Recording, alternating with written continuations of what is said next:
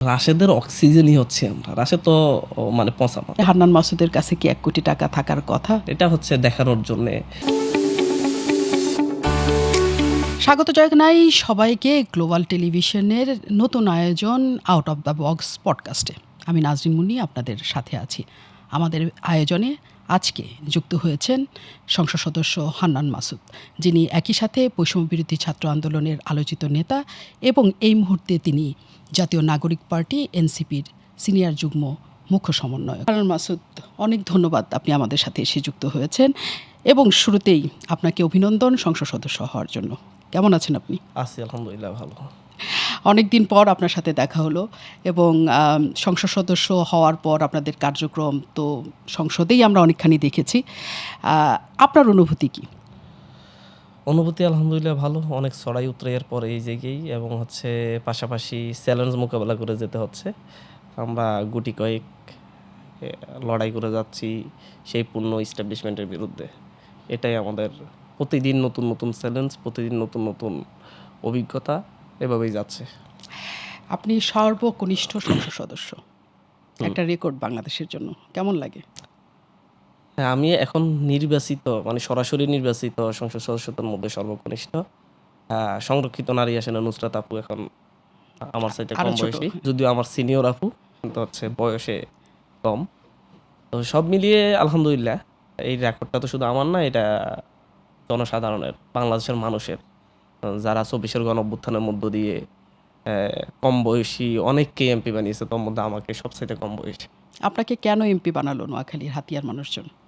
সেটা হাতিয়ার মানুষই ভালো বলতে পারবে। আপনার কি আমরা মনে হয়? দীর্ঘদিনের জিম্মি দশা থেকে হাতিয়ার মানুষকে মুক্ত করার চেষ্টা করেছি। সন্ত্রাসের বিরুদ্ধে লড়াই করতেছি, অস্ত্রধারীদের বিরুদ্ধে লড়াই করতেছি, চাঁদাবাজদের বিরুদ্ধে লড়াই করতেছি। এবং হচ্ছে একদিকে চাঁদাবাজ, সন্ত্রাস সবাই একদিকে অবস্থান নিয়েছিল, তার বিপরীতে সাধারণ মানুষ একদিকে অবস্থান নিয়েছে। আপনারা হয়তো জানেন যে হচ্ছে একটা উপজেলায় ধরুন হচ্ছে ৫০০, ৭০০ ইউনিয়ন পরিষদের মেম্বার প্রার্থী, মেম্বার বা চেয়ারম্যান, এইরকম একটা লোকাল নেতা থাকে, পাতি নেতা সহ। Not a single local leader, not a single. আমি আবারও বলতেছি, আপনারা যদি হচ্ছে কোট করে নিয়েন এবং হচ্ছে তালিকা করে খোঁজ নিয়ে দেখেন, নট এ সিঙ্গেল লিডার আমার ভোট করছে। একজন নেতাও আমার ভোট করে নাই, তারা কখনো মেম্বারই করছে বা মেম্বার হওয়ার ইচ্ছা পোষণ করছে। সব সাধারণ মানুষ, একেবারে খেটে খাওয়া মানুষজন আমার ভোট করছে এবং এই সকল সন্ত্রাস অস্ত্রধারীদের বিরুদ্ধে দাঁড়াইয়া আমাকে নির্বাচিত করছে। নেতারা কেন ভোটে যান নাই, ভোট দিতে যান নাই? কারণ আমি পুরো ইস্টাবলিশমেন্টের বিরুদ্ধে দাঁড়াইছি, ওরা আমার বিরুদ্ধে দাঁড়াইছে, ওরা ভোট ওরা মানে দিয়েছে। কি সকল রাজনৈতিক দল? সকল রাজনৈতিক দল, এই আওয়ামী লীগ, বিএনপি, আমাদের এখানে মূলত এই দুইটা দলই ছিল। এরা সবাই ঐক্যবদ্ধ হয়ে গিয়েছিল।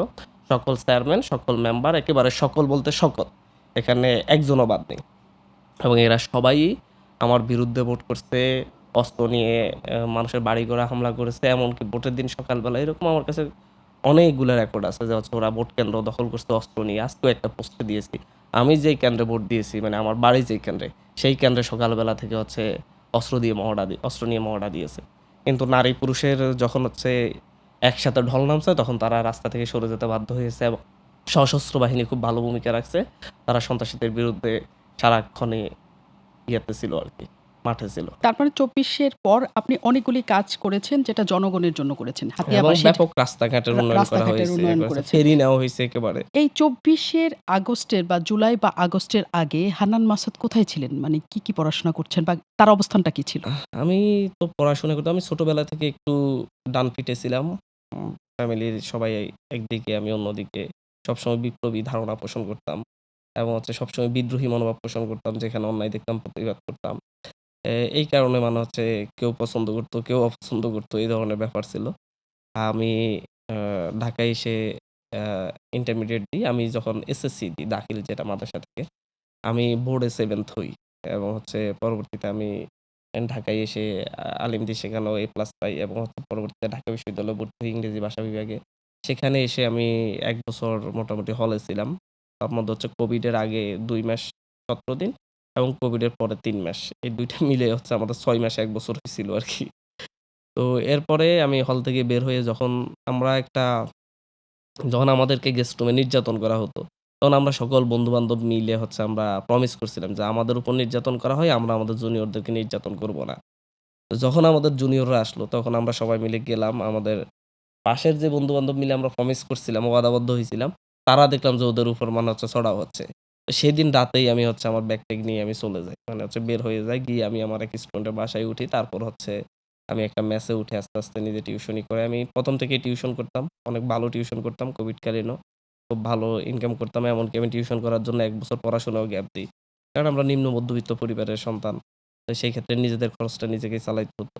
এবং ছোট ভাই পড়াশোনা করতো। তার খরচও চালাতাম ঢাকায় কলেজে। তো এরপরে ছাত্র লীগের পরিষদে যোগ দিই। ছাত্র লীগের পরিষদে যোগ দিয়ে সকল ছাত্রলীগের অন্যায় অফিসারের বিরুদ্ধে কথা বলি, আওয়ামী লীগের বিরুদ্ধে কত কথা সালে বলি। সেটা? এটা ২০২২, ২১-২২ সালে। ২১ সাল ২২ সালে এরকম। ২৩ সালে এসে আমরা আবার ছাত্রশক্তি গঠন করি। ছাত্র অধিকার পরিষদ থেকে সবাই একযোগে পদত্যাগ করে।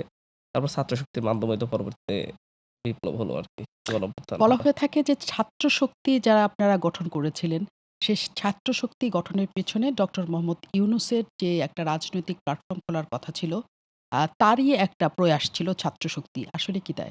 না, এটা একেবারে ভুল। এটা একেবারেই ভুল। আমরা আমরা কত কষ্ট করে ছাত্রশক্তিরা দাঁড় করাইছিলাম। আমরা আ মাস শেষে আমরা ৳৫০০-১,০০০ আমাদের হচ্ছে বিল আসতো সাকিবের দোকানে। সেই বিল দিতে আমাদের কষ্ট হতো। এবং হচ্ছে আমরা নিজেরা প্রত্যেকে মাসে ৳২০, ৳৩০, ৳৫০ করে একেকজন একেকভাবে চাঁদা দিয়ে আমরা ছাত্রশক্তির একটা ব্যানার করতাম। মানে যখন প্রোগ্রাম করতে হতো। আ আমাদের মেইন টার্গেট ছিল হচ্ছে একটা পরিবর্তন। এবং আমাদের সেটা ছিল দায় ও দরদের রাজনীতি, ছাত্র জনতার মেলবন্ধন। এবং আমরা বিশ্বাস করতাম ছাত্ররা না জাগলে এই ফ্যাসিবাদী শাসন ব্যবস্থার অবসান ঘটবে না। এবং ছাত্ররা কখনো এই যে গতানুগতিক যে রাজনৈতিক ব্যবস্থা, লাঠিয়ালি রাজনৈতিক ব্যবস্থা, এদের আন্ডারে ছাত্ররা কখনো জেগে উঠবে না। আমরা এর বাইরে গিয়ে দলীয় প্রভাবমুক্ত একটা ছাত্র রাজনীতি প্রতিষ্ঠা করার চেষ্টা করেছি। তা সেই ক্ষেত্রে সেই টার্গেটেই আমাদের ছাত্র শক্তি। আমাদের একটা প্ল্যান ছিল যে হচ্ছে আমরা ১০-১৫ বছর ধরে আমরা আমাদের এই ধারণা, আমাদের এই চিন্তাধারা আমরা ক্যাম্পাসে ছড়িয়ে দিব। এবং এর মধ্য দিয়ে ইনশাআল্লাহ একসময় আওয়ামী ফ্যাসিবাদের পতন হবে আমাদের এই সংগঠনের হাত ধরেই। না, আমাদের ১০-১৫ বছর লাগে নাই, মাত্র ৭-৮ মাসের মধ্যেই। মানে টার্গেট ১০-১৫ বছর ছিল। জি। যে ১০-১৫ বছর হলেও আওয়ামী লীগের পতনের একটা প্ল্যান হ্যাঁ, আপনাদের ছিল। প্ল্যান আমাদের এখানে। আচ্ছা, আপনি যেটা আমাকে বলছিলেন যে আপনি আ ছাত্র অধিকার পরিষদে যোগ দিয়েছিলেন। সেটা কত সালে বলছেন? ২১-২২ তারিখ ২১-২২ ২১-২২ সালে। ২১-২২ এ। মানে সেটাই কি আপনার রাজনৈতিক ১ম প্ল্যাটফর্ম? হ্যাঁ, আমার রাজনৈতিক ১ম ১ম প্ল্যাটফর্ম এটাই। প্ল্যাটফর্ম। হুম। আপনি বলছেন যে দাখিল করেছেন, আলিম করেছেন, তারপরে ঢাকা বিশ্ববিদ্যালয়ে এসে ভর্তি হয়েছেন। আমরা সাধারণত দেখতে পাই যে যাদের আ পড়াশোনাটা মাদ্রাসা কেন্দ্রিক হয়, তারা এক ধরনের আ জামাত ইসলামের দিকে বা ছাত্র শিবিরের দিকে তাদের রাজনীতিটা শুরু করে। আপনার কি সেটা কখনো মনে ধরেন হয়নি? আমি একটু উড়নচণ্ডী ছিলাম তো এই কারণে আমার সাথে ওদের যায়নি। ওরা অনেক আমাকে ক্লাস 6 এ থাকতে ওরা সমর্থক পূরণ করায় পরবর্তীতে কর্মী সাথী বানানোর অনেক চেষ্টা করে। আমি সবসময় ওদের সমালোচনা করতাম। এবং ওদেরকে আমি কখনো মানে নেগেটিভ সমালোচনা করতাম তা না। ওদেরকে আমি সবসময় বলতাম আপনারা রাজনৈতিক দল হয়ে উঠেন। হয় রাজনীতি করেন না হয় ইসলামী মানে ইসলামের দাওয়াত দেন। ২ টার একটা করেন। ২ টা একসাথে আপনাদের চলে না। এটা মানাই না আপনাদের সাথে। মানে এই ধরনের আমি ওদের কট্টর সমালোচক ছিলাম আরকি। এ একেবারে ক্লাস 6-7 থেকে। আমি আবার হচ্ছে ক্লাস 3-4 থেকে প্রচুর পত্রিকা পড়তাম। প্রচুর বলতে হচ্ছে আপনি ১০-১৫ টা পেপার থাকতো। আব্বু তো মাদ্রাসায় জব করতো। তো টিচার ১৮ জন ছিলেন। ১০ জনে ১০ ধরনের পেপার নিতেন আরকি। আমাদের ওখানে তখন ১ দিন পর, পর পেপার যেত হাতিয়াতে। ঢাকায় ধরেন হচ্ছে আজকে ১৭ তারিখের পেপার, হাতিয়ার মানুষজন ১৮ তারিখে পেত। তা আমি একেবারে সকালে পড়া শুরু ক্লাস শেষ হইতো আমার ১২টা ১টায় বা হচ্ছে ২টায়। ক্লাস শেষে আমি এই যে একটা, একটা পত্রিকা ধরে সবকিছু পড়তে, পড়তে আমি আপনার হচ্ছে সন্ধ্যা পর্যন্ত পড়তাম। মানে খাওয়া-দাওয়া রেখে মোটামুটি এটা নিয়ে আব্বুর হাতে অনেক বকা খাইছি, মাইর খাইছি। এই যে মানে অভ্যাস ছিল। এরপরে এখানে মাদ্রাসায় যেদিন অফ থাকতো বিভিন্ন দোকানে ৫-১০ টা দোকানে ওরা পত্রিকা রাখতো বাজারের। এই দোকানে একটা পত্রিকা পড়ে আরেক দোকানে যেয়ে আরেকটা পড়তাম, ওখানে গিয়ে আরেকটা পড়তাম। এই যে আলফা জানামের বিভিন্ন কলাম, এরপরে হচ্ছে মাহমুদুর রহমানের কলাম ছিল, এরপরে হচ্ছে আপনার মতিউর রহমানের কলাম ছিল। আমি এইসব কলামগুলা তখন মানে হচ্ছে একেবারে মনোযোগ দিয়ে পড়তাম। তো আমার একটা রাজনৈতিক নিজস্ব ধারণা ছিল আরকি। নিজস্ব চিন্তা ছিল। এটা একেবারেই নিজস্ব ছিল। মানে যেটা কারো সাথে যেত না। এবং এটা নিয়ে ধরেন হচ্ছে অনেক ক্ষেত্রেই এ মানে সবার শত্রু। বিএনপিও অপছন্দ করত, জামাতও অপছন্দ করত, আওয়ামী লীগও অপছন্দ করত। তো আমাদের ওই জায়গায় তখন হচ্ছে একটা ভালো পলিটিক্যাল পরিবেশ ছিল। ছোট ছেলে তো আমি অনেক কথা বলতাম, অনেক তর্ক-বিতর্ক করতাম সবার সাথে। মানে বড়দের সাথে আরকি সিনিয়রদের সাথে। তো উনারা আমাকে আদর করতেন অনেক। এ আচ্ছা, আপনি বলছেন যে ওই সময়টায় আপনি ঠিক জামাত বা ইসলামী ছাত্র শিবিরের আপনার পছন্দ হতো না। আপনি ওদের অনেক রাজনীতিটা পছন্দ হতো পছ না, কিন্তু ওরা লোক হিসেবে ভালো, এদিক দিয়ে ওদেরকে ভালো লাগতো। কিন্তু ওদের যে ধারার রাজনীতি, এটাকে আমি রাজনীতি মনে হতো না। আমার কাছে মনে হতো যে হচ্ছে সবসময় যে এরা এটা যেটা করতেছে এইভাবে কখনো সম্ভব না। তখন হতো না, এখন কি হয়? এখনো হয় না। মানে যেটা এক থেকে ছোটবেলা থেকে যেটা মানে মাইন্ডসেটে ঢুকে কোথায় যায়। তাদের রাজনীতির সংকট? আমার ওদের সংকটটা হচ্ছে ওরা যে কালচার তৈরি করছে, এটা আসলে হচ্ছে তাবলিগের মতো। ওরা দাওয়াত করবে, ঠিক আছে, ইসলাম নাম বিক্রি করবে। কিন্তু আপনি একটা সমাজ ব্যবস্থা চেঞ্জ করতে হলে তো একজন মেম্বার, ধরুন হচ্ছে একজন সৎ মানুষ, ভালো মানুষ, সে মেম্বার হয়েছে, মানুষ তাকে চায়, সে একটা সময় চিন্তা করলো যে হচ্ছে বা চেয়ারম্যান হয়েছে, সে ভালো মানুষ, অনেক জনপ্রিয়, সে দুর্নীতি করে না, খারাপ কাজ করে না। তাকে আপনি সরাসরি আপনার পার্টিতে যদি যোগ দিতে আসে, তাহলে আপনি তো তাকে চেয়ারম্যানি করার সুযোগ দিতে হবে। কিন্তু আপনি তাকে চেয়ারম্যানি করার সুযোগ দিবেন না, তাকে আবার কর্মী বানাইয়া ফেলবেন, সে মেম্বারিও করতে পারবে না, তাহলে সে আসবে কেন? তো লিডারকে আপনি নিজে একটা মানে একটা লোক রাইনে বসাই দিবেন, সে নেতা হয়ে যাবে, মানুষজন এটা মেনে নিবে, এটা তো হতে পারে না।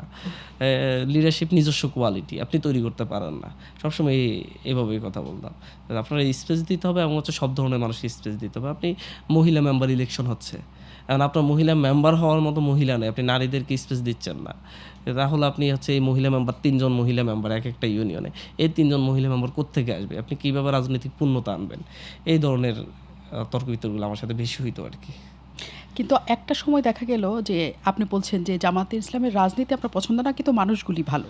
সেই ভালোত্বের কারণেই কি একটা সময় যখন আপনি ২৫-এর দিকে আপনাকে নিয়ে একটা আলোচনার জন্ম হলো যে আপনার এত দামি গাড়ি কার, আপনি তখন বললেন যে জামাতের এক ব্যবসায়ী আপনাকে, জামাত ইসলামের এক ব্যবসায়ী আপনাকে দিয়েছে। তার মানে তাদের মানুষজনের সাথে আপনার একটা সখ্যতার জায়গা সবসময় ছিল। দেখেন, আমি যেই কালচার থেকে উঠছে আমাদের এখানে, উনি আমার আম্মুর মামাতো ভাই, এবং হচ্ছে এই যে আমার নানাদের পরিবার পুরোটা হচ্ছে জামাত শিবিরের সাথে জড়িত ছিল। আবার ওনাদের এখানে ছাত্রলীগেরও বড় বড় নেতা ছিল, আওয়ামী লীগের নেতা ছিল আর কি। তো সেই ক্ষেত্রে হচ্ছে আমার তো একটা হাতে যেতে ব্যবহার করতে হবে, তো উনি আমাকে কয়েকদিনের জন্য দিয়েছেন ব্যবহার করতে, আমি সেটা করছি। এটা তো আপনাদের মিডিয়া যে প্রপাগান্ডা ছড়ানো হয়েছে, মানে একটা নতুন রাজনীতিতে আসতেছিল, তখন না জেনে না শুনে এটার মালিক কে, কে কোত্থেকে আসলো, এটা না জেনে যেইভাবে একটা প্রপাগান্ডা, জানান মাসুদ গাড়ি কিনে ফেলছে, গাড়ি ব্যবহার করতেছে, এই গাড়ি পেলো কোথায়? কেন আমরা কি মানে হচ্ছে গাড়ি ব্যবহার করে কোনো একটা শোডাউনে যেতে পারি না? দেওয়ার লোক নেই? এইভাবে মানে মিথ্যাচার করা হয়েছিল, মারাত্মক মিথ্যাচার। মানে শুরু থেকেই আমাদের বিরুদ্ধে মিডিয়া বলেন, বলেন, যে যেটা পাইছে তার মানে সত্য মিথ্যা যাচাই না করেই মানে হচ্ছে জামাতের ছেড়ে যে দিয়েছে। ব্যবসায়ী আপনাকে সেটা দিয়েছে আপনাদের উনি আত্মীয় হয়? এখন মেয়র প্রার্থী, মেয়র আমাদের প্রার্থী, পৌরসভা মেয়র আপনাদের প্রার্থী। স্বজন হয়? হ্যাঁ, আমার আত্মীয়? আমার মামাতো ভাই হয়। আম্মুর মামাতো ভাই হয়। জি। যে কথাটা আপনি বলছেন যে হ্যাঁ, প্রোপাগান্ডা ছড়ানো হয়েছে আপনার নামে এবং আপনি কোথা থেকে এত টাকা পেলেন সেটা মিডিয়াতে সবচেয়ে আলোচিত বিষয় ছিল অন্তত গাড়ি কিনে ২০২৫। টাকা কোত্থেকে রাইট। পেলাম? গাড়ি এবং কেনার সবচাইতে টাকা। বড় ব্যাপার হচ্ছে যে গাড়িটা আমি পরে শুনলাম যে এই গাড়িটা ওনারা মানে ৩৩ লাখ টাকা দিয়ে কিনছিলেন, অথচ মিডিয়াতে এটা ৫ কোটি টাকা দামের গাড়ি। মানে কি গাড়ি যেন, ওটা গাড়ি ব্যান্ড মনে নেই। হ্যাঁ, এটা তো হয়েছেই। তা আপনার কথা শোনার সময় আমার মনে হচ্ছিল যে আপনি একটা জায়গা থেকে বলেছেন যে হ্যাঁ, আপনি হচ্ছেন ইউনিভার্সিটিতে ভর্তি হওয়ার পরে আপনি টিউশনি করেছেন। ভালোই আপনি, কারণ যেহেতু ইংরেজির স্টুডেন্ট আপনি হবেন। কিন্তু আপনার পরিবারকেও আপনার চালাতে হতো। আপনি একটা রাজনৈতিক দলও আমার আপনি ছোট চালাতেন। হ্যাঁ। কিন্তু আপনি যখন ২০২৫-এ ২৪-এ। না, ২০২৫-এর কথাই বলছি। ২০২৫-এ যখন আপনি জমা দিলেন, আপনার হলফনামা জমা দিলেন, তখন আপনার দেখা গেল আপনার বোধহয় ৯৪ লাখ সামথিং আপনার শুধু স্থাবর অস্থাবর সম্পত্তির হিসাবের মধ্যে ছিল। আমার কোনো স্থাবর সম্পত্তি নেই, স্থাবর সম্পত্তি আচ্ছা, অস্থাবর সম্পত্তির মধ্যে ছিল। আমি যদি বলি হলফনামায় আপনি হচ্ছেন ৯৮,৩৯,০০০-এর একটা হিসাব দিয়েছিলেন। আপনার ব্যাংক অ্যাকাউন্ট ছিল ২,০০০ টাকা। অ্যাকাউন্টে শুধু ২,০০০ টাকা ছিল। ৯৮,৩৯,০০০ মানে হচ্ছে প্রায় ১ কোটির কাছাকাছি একটা টাকা। মানে একজন স্টুডেন্ট হান্নান মাসুদ নিজে ইংরেজিতে পড়াশোনা নিজে করেন, একটা রাজনৈতিক দলের সাথে সম্পৃক্ত, নিজের পরিবার চালান, নিজে চলেন। তারপরে হান্নান মাসুদের কাছে কি ১ কোটি টাকা থাকার কথা? দেখেন যে হচ্ছে ৫ তারিখের আগে বলুন পরে বলুন, আমরা যখন হচ্ছে নতুন, কখনো হচ্ছে আমি তো জানি না, এটা তো একজন লয়ার তৈরি করে দিয়েছেন, কারণ আমিও করতে পারতাম না, জানতে পারতাম না। একটা ব্যবসা প্রতিষ্ঠান আমি তৈরি করছিলাম, ওই ব্যবসা প্রতিষ্ঠানের আন্ডারে কিছু টাকা দেখানো হয়েছিল, মনে হয় এটা মেবি কত লাখ যেন ৪৮ বা হচ্ছে ৬০ এই ধরনের দেখানো হয়েছিল। তো এই টাকাটা দেখানোর মেইন কারণ হচ্ছে বাংলাদেশের আইনি ব্যবস্থায় কিছু জটিলতা আছে। ওনারা যেটা বললেন যে এখন যদি তুমি ব্যবসার আন্ডার যদি এই টাকাটা দেখাও, তুমি ভবিষ্যতে বিজনেস করতে তোমার সুবিধা হবে। না হয় হচ্ছে এটা হচ্ছে দেখানোর জন্যে মানে প্রথম আয়কর রিটার্ন দিতে একটু বাড়তি দেখাইলে নাকি হচ্ছে সুবিধা হয়, যেটা জানলাম আর কি। আচ্ছা, মানে পরবর্তীতে আয়কর রিটার্ন দিতে সুবিধা হয়। হ্যাঁ, মানে ভবিষ্যতে কিছু করতে চাইলে করা যায় আর কি। আর তাছাড়া হচ্ছে এখানে আমার ওয়াইফের গয়নাগাটি সহ আমাদের সব বিয়ের সহ অনেক কিছু আপনি আপনি তখন তো বিয়ে করেননি, বিয়ে তখন করেছেন বিয়ে কবে? করছি। বিয়ে করেছেন কবে? বিয়ে করছি আমি ডিসেম্বর 5 তারিখে। ডিসেম্বরের 5 তারিখে। আয়কর হ্যাঁ, রিটার্ন হ্যাঁ, কারণ আপনার স্বর্ণের 8 ভরির মতো স্বর্ণের দাম সেখানে অ্যাটাচ করা হয়েছে, কিন্তু আমরা হলফনামা তারও আগে পেয়েছি, আপনার ডিসেম্বরের 5 তারিখের আগে। না না, আমার হচ্ছে বিয়ের পরেই হলফনামা তৈরি করা হয়েছে।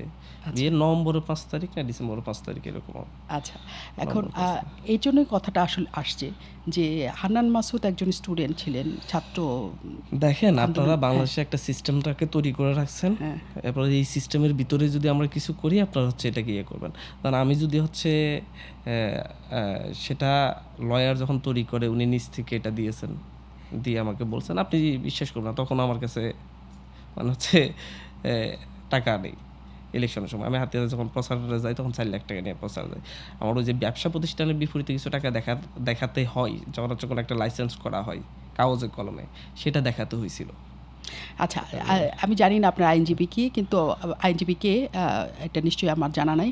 কিন্তু একটা ব্যাপার হচ্ছে একজন ছাত্র নেতা যিনি হচ্ছে প্রথমবারের মতো নির্বাচনে দাঁড়াচ্ছেন, মানে তার দাঁড়াতে হলে বা ভবিষ্যতের জন্য প্রথমে 1 কোটি টাকা ব্যাংকের ব্যালেন্স দেখাতে হবে। এটা খুবই অবান্তর কথা। আমার মনে হচ্ছে যে এখানে ব্যাংক ব্যালেন্স কি অনেক কিছু মিলিয়ে দেখানো হয়েছে, অনেক কিছু মিলিয়ে। হ্যাঁ, আপনার মোট সম্পত্তির হিসাব, হ্যাঁ, সম্পত্তির হিসাব এই জায়গায় এমন ভাবে ছড়ানো হয়েছে যে হচ্ছে এই ক্ষেত্রে যখন আমি জমাই দিই, বাবার চাইতে 20 গুণ সম্পত্তির মালিক হান্নান মাসুদ, এরপর হচ্ছে প্রায় কোটিপতি হান্নান মাসুদ, এবং তার সম্পত্তি, অথচ আমার স্থাবর সম্পত্তি জিরো, একেবারে জিরো। হ্যাঁ, সেটাই, এটা আপনার অস্থাবর সম্পত্তির সাথে আপনার স্বর্ণ সম্পত্তি এগুলো থাকতেই পারে, করতে পারে, আপনি এটা করতে পারেন। একটা বিজনেস প্রতিষ্ঠান করতে গেলে সেটার পিছনে 20-25 লাখ 30 লাখ টাকা থাকাটা অস্বাভাবিক হিসেবে ধরবেন না, এটার সাথে তো থাকতে পারে। আচ্ছা, হান্নান মাসুদ অবশ্যই, কিন্তু আপনার কি মনে হয় যে অন্য ছাত্র নেতাদের ইলিগাল কি করা হয়েছে আমি সেটা পাই? আচ্ছা, সেটা পার নাই,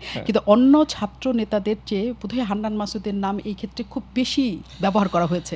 এবং কেন আসলে হান্নান মাসুদ, আমি অবশ্যই আপনার কাছে এটা জানতে চাই যে বেশি কেন হান্নান মাসুদের, কেন এত টাকা, হান্নান মাসুদ কেন এটা করলো, হান্নান মাসুদের কেন, কোথা থেকে এত টাকা এলো, হান্নান মাসুদের গাড়ি কেন এটা, হান্নান মাসুদ এটা কেন, মানে অনেক প্রশ্ন।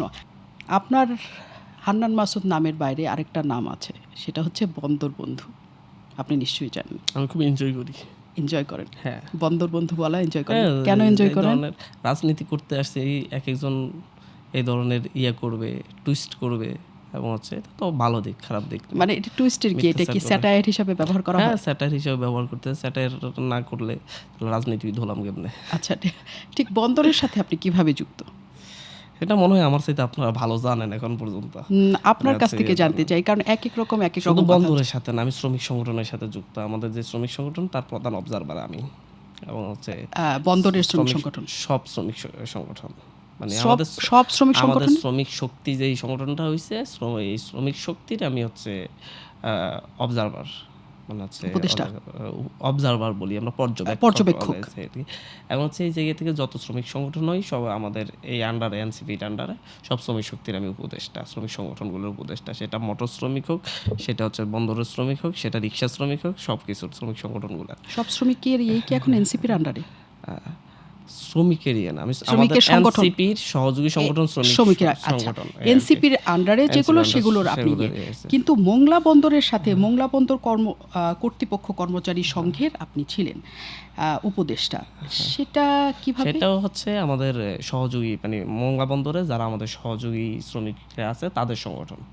যেমন ঢাকা বিশ্ববিদ্যালয়ের নীল দল আছে, সাদা দল আছে, ঠিক হচ্ছে ওই বন্দরের, শুধু এই বন্দর না, চট্টগ্রাম বন্দরের এক অবস্থা। চট্টগ্রাম বন্দর আরেকটা নাম দেওয়া হয়েছিল হচ্ছে 2024 সালের আগে কি আসলে কিছু ছিল ওইখানে এনসিপির না, না, আমরা তো পরবর্তীতে এটা হচ্ছে 2025 ফেব্রুয়ারিতে আপনি হয়েছেন। হ্যাঁ, তখন আমরা আগ থেকেই তো গোছাচ্ছিলাম।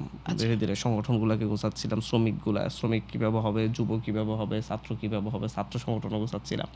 তখন হচ্ছে এই সংগঠনগুলো যখন হচ্ছে আমাদের শ্রমিক শক্তিটা ডিরেক্টলি অফিসিয়ালি হয় নাই, তখন আমাদের যত শ্রমিক সংগঠন হতো সবগুলোতে আমি উপদেষ্টা হিসেবে থাকতাম আরকি, শ্রমিকদের যেই সংগঠনগুলো হতো। আচ্ছা, সেই জায়গা থেকে আপনার নাম বন্দর বন্ধু হয়েছে। এখন বলা হয়ে থাকে যে বন্দরের সাথে হান্নান মাসুদ এর জন্যই যুক্ত হয়েছিল, কারণ বন্দরে আর্থিক যে অবস্থাটা, সেই অবস্থার সাথে হান্নান মাসুদ আর্থিকভাবে লাভবান হওয়ার জন্যই ওই জায়গাটা তারা বেছে নিয়েছে। ধরেন হচ্ছে শ্রমিক রাজনীতি থেকে আমির খসরু মাহমুদ চৌধুরী উঠে এসেছেন, আব্দুল্লাহ আলামিন চট্টগ্রামের উঠে এসেছেন। এরপর হচ্ছে বর্তমানে জহিরুদ্দিন স্বপন উঠে এসেছেন। এরপর মানে বাংলাদেশের ভাগা রাজনৈতিক নেতারা তো শ্রমিক কিন্তু রাজনীতি তারা করে আসছেন, শ্রমিক আন্দোলন করে শ্রমিক উঠে এসছেন, রাজনীতি করে আসছেন। কিন্তু এবং ছাত্র আমরা রাজনীতি ছাত্র থেকে শ্রমিক শ্রমিকে রাজনীতি, যাওয়া যায় হ্যাঁ, কিনা? যখন হচ্ছে আমরা ছাত্র রাজনীতির পরে একটা রাজনৈতিক দল গঠন করতে যাচ্ছি, তখন তো আমরা ন্যাশনাল পলিটিক্যাল পার্টি হতে যাচ্ছি, তখন আমাদের সব সেক্টরে আমাদেরকে ঢুকতে হবে। কিন্তু আমাদের এনসিপি যেরকম গঠনের professional আগেই আছে, আপনি সেটা ছিলেন। আমাদের তখন তো হচ্ছে আমাদের লয়ারেরও একটা হয়েছে, সংগঠন হয়েছে, আমাদের সব মানে সব প্রফেশনাল সবকিছু সংগঠন আস্তে আস্তে আমরা তখন গ্রো করতেছিলাম আর কি। সেটা কি যেখানে যারা বৈষম্য আসতেছিল, বিরোধীদের সংগঠন ছিল? এটা বৈষম্য বিরোধীর পরে আর কি। আমরা বৈষম্য বিরোধী থেকে যখন আমরা হচ্ছে জাতীয় রাজনীতির দিকে আমরা গোছাচ্ছিলাম তখন। গোছাচ্ছিলেন তখন, কিন্তু তখনও কিন্তু এনসিপি প্লাটফর্ম হয় নাই। না, এনসি প্ল্যাটফর্ম হয় না। এনসি প্ল্যাটফর্ম হওয়ার আগে আমরা ছাত্র আগে সংগঠন, আপনারা যুব সংগঠন, সংগঠন এগুলো আমরা গোছাচ্ছিলাম আর কি, প্রফেশনাল সংগঠনগুলা। আচ্ছা, এই কারণে বলা হয়ে থাকে যে জুলাইটাকে ঠিক আপনারা এক ধরনের ব্যবহার করেছেন। দেখেন, আমি আপনাকে বলি, মোংলা বন্ধুরা আমাদের যে সংগঠন হয়েছে, ওরা সংগঠন করার পরে ওরা ওখানে ঢুকতেই পারে নাই, 3 দফা মাইর খেয়েছে। আপনার চট্টগ্রাম বন্দরে আমাদের যে শ্রমিক সংগঠন হয়েছে, ওরা 2 দফা মাইর খেয়েছে, ওদেরকে ঢুকতেই দেওয়া হয়নি ওখানে সংগঠনের কাজ করার জন্য, অথচ ওরা এখানকার লিগ্যাল বৈধ কর্মচারী। তাহলে হচ্ছে আপনারা তো জাস্ট প্রচার করেন যে হচ্ছে হান্নান মাসুদ শ্রমিক সংগঠনের এইটার উপদেষ্টা, কিন্তু এই যে ওই সংগঠনটাকে যে বন্দরগুলোতে ঢুকতে দেওয়া হয় নাই, বারবার মাইট দেওয়া হয়েছে, মিথ্যা মামলা দেওয়া হয়েছে, এই যে সংগঠন হওয়ার পরপর মানে 25-এও হয়েছে সেটা। হ্যাঁ, 25-এ হয়েছে, অনেকগুলো নিউজ ন্যাশনালি আসছে, আসছে। এবং হচ্ছে এদের বিরুদ্ধে যে আমাদের মোংলাবন্দর শ্রমিক সংগঠন, এদের বিরুদ্ধে এখনো 2টা মামলা আছে, বিএনপি নেতারা বাদী হয়ে দিয়েছে, হচ্ছে ওরা ওখানে শ্রমিক রাজনীতি করতে গেছে আর ওদের সাথে মারামারি করছে, ওদের প্রোগ্রামে গিয়ে হামলা করছে। তো এগুলো কিন্তু আসে নাই, জাস্ট হচ্ছে যেটাকে টুইস্ট করে হান্নান মাসুদকে বা হচ্ছে নতুন রাজনীতি, এদেরকে তো এরা তো ট্যাকেল কম দিতে পারে, কারণ হচ্ছে বিএনপির এরা যেগুলো করে, এদের বিরুদ্ধে একটা নিউজ হলে আপনাদেরকে ফোন দিয়ে মারাত্মক ধমকাইতেও পারে। এবং প্রত্যেকটা মিডিয়া হাউসে ওরা একজন সেট আপ করে দিয়ে রাখছে, যাতে তাদের বিরুদ্ধে খুব সহজে নিউজ না হয়। কারণ গত কয়েকদিন ধরে প্রত্যেকটা মিডিয়া হাউসে চাপ দেওয়া হচ্ছে হান্নান মাসুদের বিরুদ্ধে নিউজগুলো করানোর জন্য। এই যে এইগুলো করা হচ্ছে, এটা তো আমাদের ট্যাকেল নাই, হাত নাই, আমরা হ্যান্ডেল করতে পারতেছি না, বিদায় আমাদের বিরুদ্ধে এত প্রপাগান্ডা আপনারা খুব সহজে করতে পারেন। হান্নান মাসুদের বিরুদ্ধে কেন এটা করার চেষ্টা করা হচ্ছে? আমি যদি আপনি সেই কথাটা আপনাকে এই কারণে জিজ্ঞেস করতে চাই, কারণ কয়েকদিন যাবৎ গণ অধিকার পরিষদের রাশিদ খান, কেন আপনাকে ঘিরেই এত কথা, মানে আপনাকে টার্গেট করা কেন? দেখেন, রাশেদের অক্সিজেনই হচ্ছে আমরা। রাশেদ তো মানে পচে গেছে, সে কি কোথাও আছে? সে এখন বেঁচে থাকতে হলে আলোচিত, যাদের এখন সুনাম আছে, গ্রহণযোগ্যতা আছে, তাদের বিরুদ্ধে কারো না কারো বিরুদ্ধে একটা মিথ্যাচার করলে একটু ভাইরাল হওয়া যাবে, একটু আলোচনায় থাকবে, তার এখন আলোচনায় থাকা দরকার। সে অক্সিজেন পাচ্ছে না। সে একবার হান্নান মাসুদের বিরুদ্ধে, একবার হাসনাত আবদুল্লাহের বিরুদ্ধে, একবার নাহিদ ইসলামের বিরুদ্ধে, একবার আসিফ মাহমুদের বিরুদ্ধে, সে প্রতি সপ্তাহে এক একটা বয়ান নিয়ে হাজির হয়, এক একজনকে নিয়ে হাজির হয়। এটা তার কাজ, তাকে এত গুরুত্ব দেওয়ার কিছু নেই। সে অলরেডি গন। সে যা করতেছে, সে জাস্ট হচ্ছে কোনো মতে সমুদ্রে ডুবন্ত একজন নাবিক, সে কোনো মতে একটা ভেলা কাঠ ধরে বেঁচে থাকার চেষ্টা করতেছে, একটু অক্সিজেন নেওয়ার চেষ্টা করতেছে।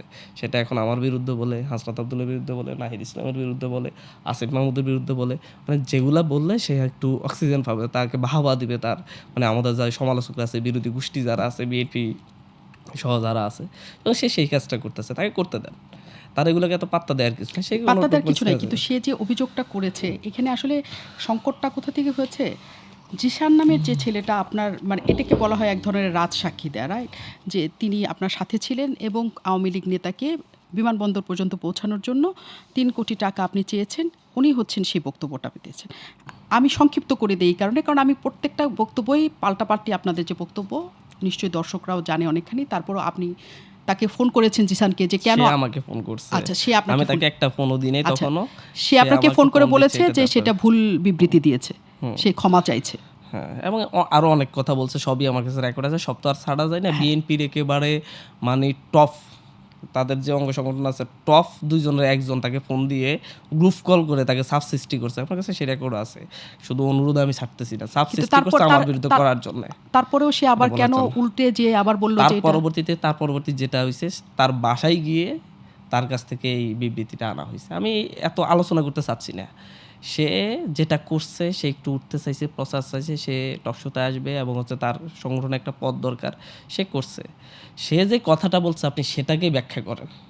সে পরবর্তীতেও যে কথাটা বলছে, এক, সে ছিল না, দূরে ছিল। 2, 3 কোটি টাকায় ডিল হয়েছে, সে রাজি হয় নাই, সে না করিয়া দিছে। মানে ব্যাপারটা কি? তাহলে কি ডিল কি ফাইনাল সে করতো? ডিল যদি আমি ফাইনাল করতাম তাহলে সে রাজি হওয়া না হওয়ার কি আছে? অথচ আমার সাথে এই ধরনের কারোর সাথে সাক্ষাৎ হয় নাই, কিছুই হয় নাই। আপনারা সেখানের যে তারিখের কথা বলে সিসি ক্যামেরা চেক করতে পারেন, রেকর্ড চেক করতে পারেন, অনেক কিছুই করতে পারেন। কেউ আসে পল্টনের মানে পুরো হোটেলটাতে একটা- আসলে আপনি যেতেন? পল্টনের হোটেলটাতে আমি শুধু পল্টন হোটেল কেন, আমি তো অনেক জায়গায় যেতাম। না, বলা হয়ে থাকে ওইখানে আপনার সেটাও আপনারা চেক করে দেখতে পারেন। আমি মনে হয় আগস্টের পরে আপনার জন্য নির্ধারিত টেবিল ছিল এটা ভুয়া কথা। এবং আপনি যে তাদেরকে ছবিটা জিজ্ঞেস- রাশেদ ব্যবহার করেছে সেই ছবিটা তো আপনি দেখেছেন, কি? যে সেইখানকার আপনাদের নোয়াখালীর আওয়ামী লীগের চেয়ারম্যান, সাবেক চেয়ারম্যান, জেলা পরিষদে ওরা গিয়ে সবাই বিএনপির ভোট করছে, সবাই আমার বিরুদ্ধে অস্ত্র ধরছে। এরা আসছিল গাপ্পারবাইয়ের মাধ্যমে, আইসা আমার সাথে ছবি তুলছে। এরা হচ্ছে বিদ্রোহী ছিল, তখন হাতে হাতে বিএনপি বলতে কিছু ছিল না, এরাই ছিল। এরা ইয়ার বিরুদ্ধে, মোহাম্মদ আলীর বিরুদ্ধে এরাই ফাইট দিছিল। সেই ইয়াতে সেই হিসাবে গাপ্পারবাই এনে আমার সাথে এই ছবিটা ক্লিকও করছে গাপ্পারবাই। এবং উনি যখন আমার সাথে ছিলেন অনেক এরকম মানে ইয়া করছিলেন, কিন্তু আমি এদেরকে জায়গা দিই নাই, কখনো জায়গা দিই নাই।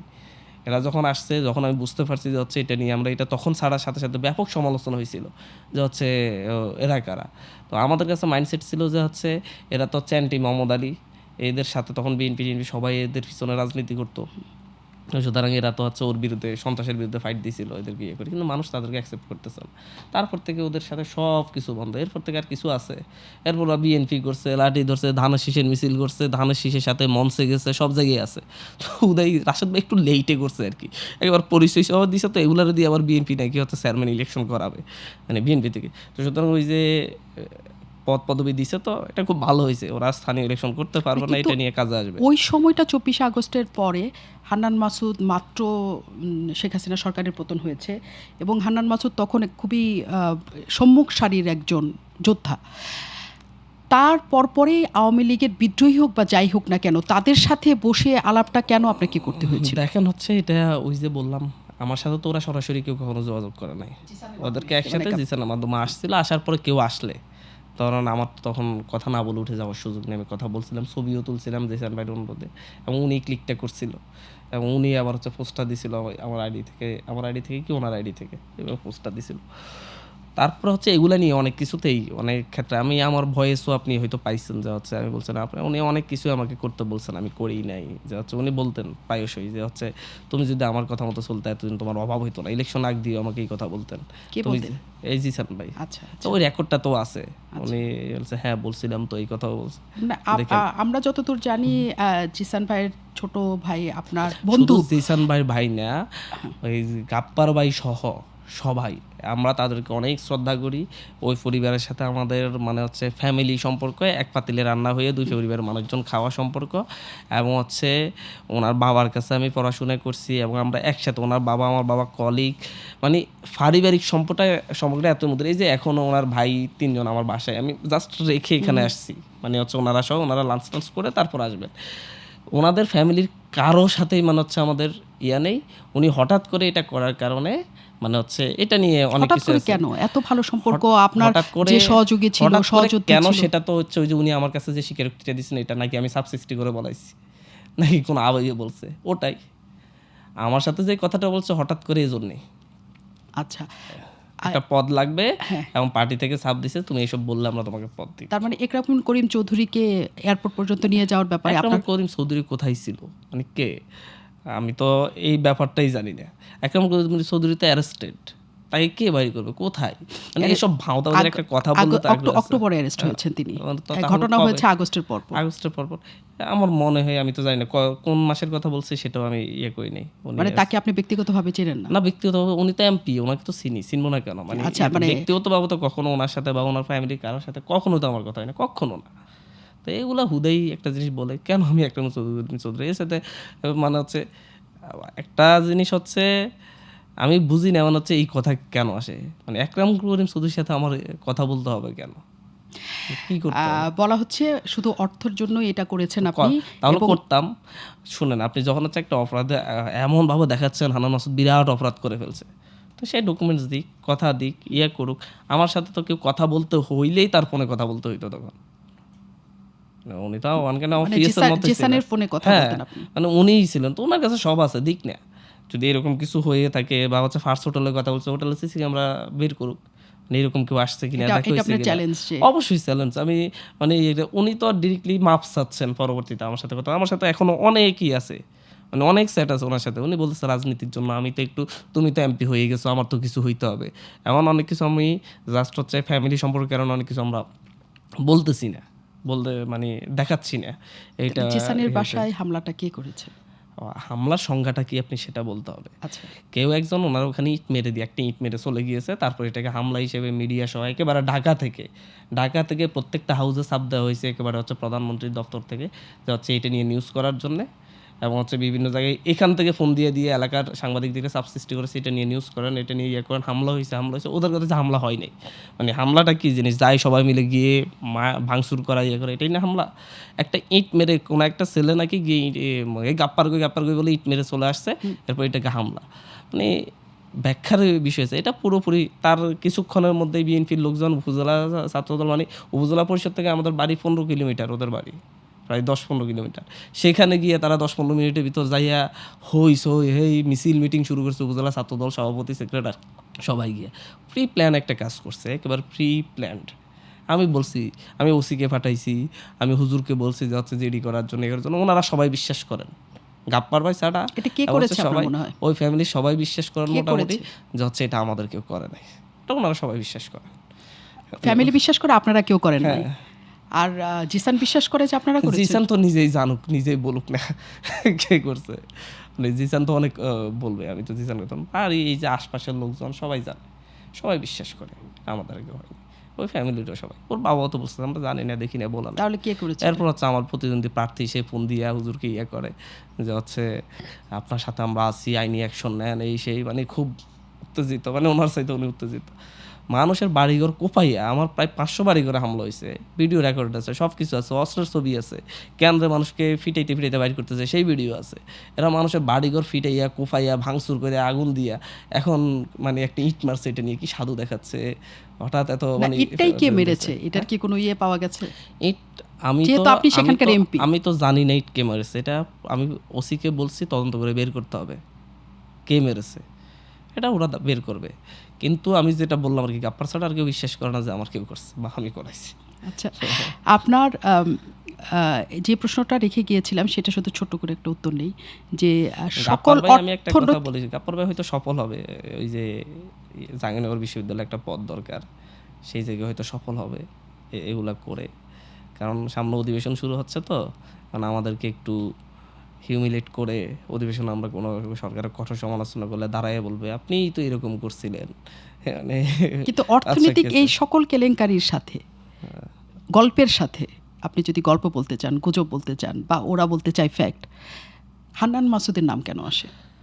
আপনি আজকে 1.5-2 বছর ধরে আপনাদের মিডিয়াতে আপনি সহ আমাকে একই কোশ্চেন করে আসছেন, নাম কেন আসে? একই প্রশ্ন আপনারা করে আসছেন 1.5-2 বছরে। একটা ইনভেস্টিগেটিভ জার্নালিজম করে বের করেন কেন শুধু বারবার হান্নান মাসুদের নাম আসে, সেই কি উদ্যোগটা কিন্তু আপনারা আজ পর্যন্ত নেন নাই। আচ্ছা, এটা আপনাদের দায়িত্ব। নিশ্চয়ই অবশ্যই দায়িত্ব যে এটা বলার আগে হান্নান মাসুদকে জিজ্ঞেস না করে নিজেরাই বের করা যে হান্নান মাসুদের নামে কেন কারণ এটা আপনি আসে। আমাকে 1.5 বছর ধরে একই কোশ্চেন করতেছেন, 2 বছর ধরে একই প্রশ্ন আমাকে বারবার করে যাচ্ছেন, কিন্তু আজ পর্যন্ত আপনারা কেন হচ্ছে একটা কেন হয়েছে এই দিক সেদিকে আপনারা বাইর করলেন না, মানে কারণটা কি? এটা একটা বড় প্রশ্ন। কারণ হচ্ছে আপনারা এটা কিছু পাচ্ছেন না, আচ্ছা। শুধু ওই যে ভিউয়ার্স, মানে হচ্ছে ওই যে অনলাইনে ছাড়লে ভালো ভিউ হয় এবং হচ্ছে আপনাদের একটা পিয়ার হয়, খুব ভালো এখান থেকে একটা ইনকামও আছে, অনেকের বেতন ভাতাও এখান থেকে চলে। আচ্ছা তো হান্নান এই মাসুদ, কারণে আপনারা আপনি হচ্ছে এটাকে যত বেশি জিয়ে রাখতে পারবেন তত বেশি আপনাদের লাভ, কিন্তু মিডিয়ার হান্নান লাভ মাসুদের কাছে এবং শুধু এর একটা লাভ। প্রশ্ন, হান্নান মাসুদ কি সত্যিই মনে করে যে যত দুর্নীতিবাজ আছেন বা যারা আর্থিক কেলেঙ্কারির সাথে যুক্ত সবাই আসলে প্রমাণ রাখেন? হ্যাঁ, সবার প্রমাণ থাকে, কোনো সবার না কোনো প্রমাণ কোনো থাকে। না আমি কোনো প্রমাণ ছোটবেলা থেকে থাকে। একটা জিনিস বিশ্বাস করি, ওই যে বলা আছে যে হচ্ছে খুনি যত চালাকি হোক সে কিছু না কিছু রেখে যায়। সুতরাং হচ্ছে আপনার কিছু না কিছু প্রমাণ থাকবেই, নিশ্চয়ই। এবং প্রমাণ না থাকার কোনো সুযোগ নেই। আমরা সেই প্রমাণ না পাওয়া পর্যন্ত হান্নান মাসুদের নিয়ে আর কথা বলবো না, দুর্নীতি নিয়ে। কিন্তু হান্নান মাসুদ আজকে আমাদের সাথে আছে, আমরা জুলাই মাসে কথা বলছি। হান্নান মাসুদকে জুলাই মাস নিয়েই আমি একটু কথা বলতে চাই, শেষ পর্যায়ে এসে, এবং শেখ হাসিনার ফেরা না ফেরা নিয়েও এক ধরনের কথা জোর আলোচনার জায়গা চলছে। এবং এই জুলাই মাসেই আমরা গতকাল দেখেছি যে আপনার নোয়াখালীতেই আওয়ামী লীগের অনেক বড় একটা মিছিল হয়েছে। নোয়াখালী, তাও সদরে, কোনো অন্য উপজেলা বা কোনো কিছু তো না। মিছিলটা অনেক বড় এই কারণেই বলছি, কারণ সেখানকার পুলিশের ভাষ্যও এটা, যে মিছিলে যারা যোগ দিয়েছিলেন তারা আসলে এত সংখ্যায় ছিলেন যে তারা ওইটাতে বাধা দিতে পারেন নাই। তার মানে একটা বড় মিছিল, এবং আমরা যা দেখেছি তাই। শেখ হাসিনা ফিরে আসার কথা শোনা যাচ্ছে। বৈষম্যবিরোধী ছাত্র আন্দোলনের আপনি ছিলেন শীর্ষ নেতাদের একজন, আপনার অনুভূতি কী? শেখ হাসিনা ফিরে আসা দরকার। তো আমি চাই শেখ হাসিনা ফিরে আসুক, বিচারের মুখোমুখি হোক, এদেশের মানুষ দেখুক আর একটা বিচার কার্যকর হোক। যেভাবে গণহত্যা চালাইছে, মানুষকে হত্যা করছে, খুন করছে, এটা বিচার না হলে একটা হয়ে থাকবে যদি বিচারের কার্যকর আগে যদি উনি মারা যান। ওনার ফিরে আসা দরকার, এবং আমরাও চাই রাষ্ট্র ওনাকে ফিরিয়ে আনুক বা উনি ফিরে আসুক। ফিরে আসলেই বাংলাদেশ একটা কলঙ্ক থেকে মুক্তি পাবে, একটা ন্যায় বিচার সংগঠিত হবে আশা করি। আর এই যে বললেন যে মিছিল করছে, এরা আসলে হচ্ছে এখন আওয়ামী লীগের পরিচয় দিয়ে এলাকায় থাকে না। এরা প্রত্যেকটা লোক, একবার প্রত্যেকটা আপনার এই কালকে আপনি একটা ইনভেস্টিগেশন করেন, সামনের সারিতে যে পোলাপাইনকে দেখছেন মিছিল করতে, এরা প্রত্যেকটাই ইলেকশনের সময় বিএনপির মিছিলে দেখবেন। এবং না, কিন্তু নেতৃত্ব যিনি দিয়েছিলেন তিনি আওয়ামী লীগের সাবেক আমি উপজেলা বলতেছি, চেয়ারম্যান। হ্যাঁ।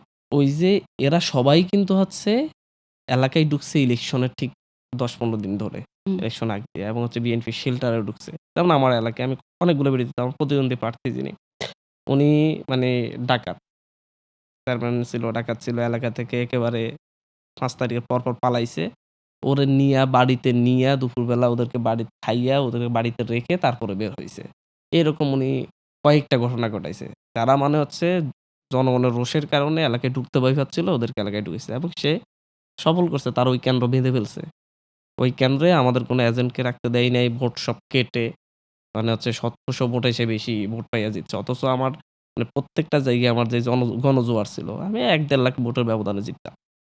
আর যে কিন্তু অবস্থা ছিল। কিন্তু তো এই এইটা ধরনের, এবং এই লোকগুলা প্রত্যেকটা কিন্তু তাদের হয়ে অস্ত্র ধরছে। কেন্দ্র কাদের হয়ে? তাদেরকে, এই যে বিএনপির যে বিএনপির হয়ে? প্রার্থী ছিল হুম। তার হয়ে। ঠিক একই রকম বাকি উপজেলাগুলাতেও নোয়াখালীর কিন্তু কিছু, বিএনপির কিছু হয়ে জায়গায় যদি ওদেরকে ছাড় দেওয়া অস্ত্র হয় নাই। ধরে, এবং সেই জায়গায় এই যে নাসির উদ্দিন নাসির ছাত্রদলের সেক্রেটারি অনেক কথাই বলেন, অনেক কিছু বলেন। ওনার এলাকায় উনি যেখান থেকে নির্বাচন করতে চাচ্ছেন, এত বড় মিছিল, অ্যাকশনটা কি? ওনার প্রতিক্রিয়া কি? ওনার প্রতিক্রিয়া হচ্ছে হাতিয়াতে আব্দুল গাফফার জিসানের বাড়িতে কেউ একজন ইট নিক্ষেপ করছে, এটার বিরুদ্ধে ওনার প্রতিক্রিয়া আছে। কিন্তু ওনার আসনে যে হচ্ছে এত বড় ছাত্রলীগ আওয়ামী লীগের মিছিল, এটা নিয়ে ওনার কোনো প্রতিক্রিয়া নাই। এবং এদের বিরুদ্ধে পুলিশ কিছু করতে পারবে না তো। কারণ এদের প্রত্যেককে অ্যারেস্ট করতে গেলে বিএনপি কোনো না কোনো নেতা ফোন দিবে। যে হচ্ছে এদেরকে কেন ধরছেন? ও তো আমার লোক, আমার ভোট করছে। আপনাকে আচ্ছা, বলছি। ঠিক এভাবেই হচ্ছে তার মানে কি এই কোন মিছিলের বাসাবাড়িতে। পৃষ্ঠপোষকতা বিএনপির আছে? একেবারে 100%, একেবারে আমি দায়িত্ব নিয়ে বলতেছি।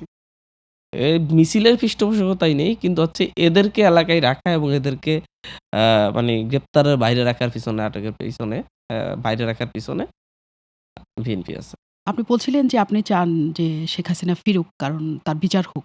আপনি মনে করেন যে শেখ হাসিনার বিরুদ্ধে যে রায় হয়েছে, সেই রায় প্রেক্ষিতে উম বা সামনে যেসব আরো মামলা আছে, আ বিচার হবে, তার মৃত্যুদণ্ড দেওয়া হয়েছে, মৃত্যুদণ্ড হবে, আপনারা কি সেটা মনে করেন?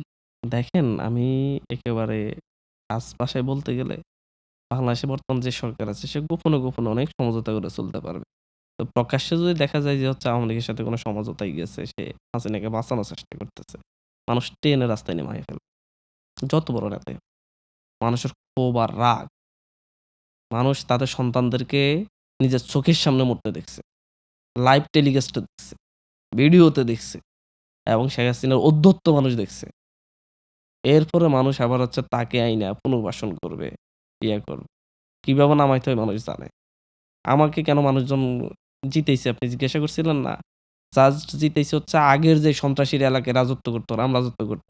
এরাই ভোটের ৩-৪ দিন আগে মানুষের উপর হামলা, বাড়িঘরে লুটপাট শুরু করছিল। যে হচ্ছে যারা ইয়ের বিরুদ্ধে ছিল, বিএনপির বিরুদ্ধে ভোট করতেছিল।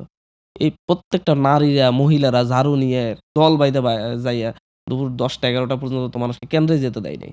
১০টা-১১টার পর থেকে সবাই দল বাইধা যাইয়া ভোট দিছে। ঠেকাইতে পারে নাই।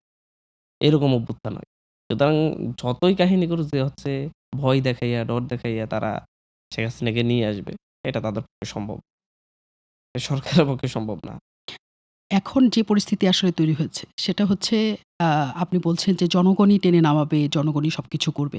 কিন্তু বলা হয়ে থাকে যে ২৪ এর আন্দোলনে সাধারণ জনগণের যে সম্পৃক্ততা ছিল, এক ধরনের প্রতারণার শিকার তারা হয়েছিলেন এবং ২ বছরে আপনারা যারা নেতৃত্ব দিয়েছেন ছাত্ররা, আ তারা যে উম তাদের মনে বা তাদের আন্দোলনে, তাদের সকল কিছুতে দোয়ায় আপনারা ছিলেন, তা অনেকখানি আপনাদের নষ্ট হয়েছে। তারা আ আসলেও আমি নতুন বলি করে কি শেখ হাসিনাকে নামাতে মানে আ ইয়ে করতে ফিরবে? আমি বলি কি আমি সেই জনগণ। আমরাই সেই জনগণ যারা প্রতারিত হয়েছি। আমি।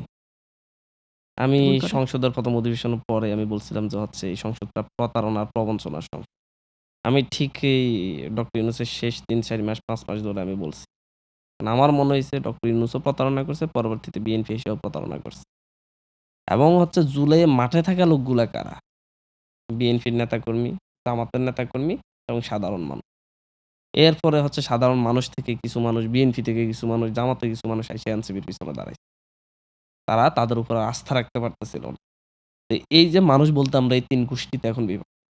কারণ বিএনপি মনে করে যে হচ্ছে শুধুমাত্র যে হচ্ছে প্রতারণা মানে হচ্ছে মানুষ এনসিপির উপর ক্ষুব্ধ, মোটেও না। মানুষ দায়িত্বশীলদের উপর ক্ষুব্ধ। যারা দায়িত্ব নিছে রাষ্ট্র পুনর্গঠনে। তখন দায়িত্ব নিছে মাহফুজ আলম, তখন দায়িত্ব নিছে আসিফ মাহমুদ, তাদের উপরও মানুষ ক্ষুব্ধ হইছে। এখন যারা দায়িত্বে আছে, মানুষের আকাঙ্ক্ষা বাস্তবায়ন করতেছে, তাদের উপরও মানুষ ক্ষুব্ধ। আমি আমার দলের কথা বলে কেন বললাম আসিফ মাহমুদের কথা? কারণ যারা দায়িত্বশীল ছিল তাদের উপর মানুষ ক্ষুব্ধ হবেই। আসিফ মাহমুদের উপর কেন ক্ষুব্ধ মানুষ? আমি জাস্ট কথার কথা বললাম গভর্নমেন্টকে বোঝানোর জন্যে। ওই যে গভর্নমেন্টটা অন্তর্বর্তীকালীন। অন্তর্বর্তীকালীন সরকারের উপর। যখন হচ্ছে কিন্তু সবকিছু অন্তর্বর্তীকালীন নষ্ট সরকার হচ্ছে, তো আপনারা ব্যাকড সরকার যখন ছিলেন। অংশ মানে ছিল। বলা হচ্ছে এটা আমরা এনসিপির। ব্যাক না। এই ব্যাক তো হচ্ছে বিএনপির ব্যাক, এনসিপি ব্যাক, জামাত ব্যাক, সবার ব্যাক ছিল। এবং সবাই দেখেন হচ্ছে মির্জা ফখরুল ইসলাম আলমগীর সকালে যাইয়া বিকালে যাইয়া মিটিং করতো এবং হচ্ছে বলতেছে সরকার তো আমাদেরই সরকার। আমরাই এই সরকারকে বসাইছি।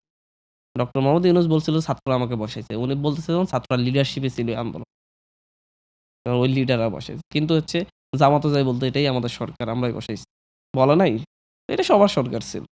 শুধু আমাদের ব্যাক বলে যে একেবারে সব তার চাপাই মানে কি দিবেন শেখ তা না। হাসিনা আসলে সবার সরকার এবং যেমন হচ্ছে ছিল সেই হ্যাঁ, রাজনৈতিক হ্যাঁ, মানুষরাই নামবে এবং নাকি আসলে? শেখ হাসিনা আসলে ওই যে ছাত্র দলের নেতাকর্মীরাও নামবে।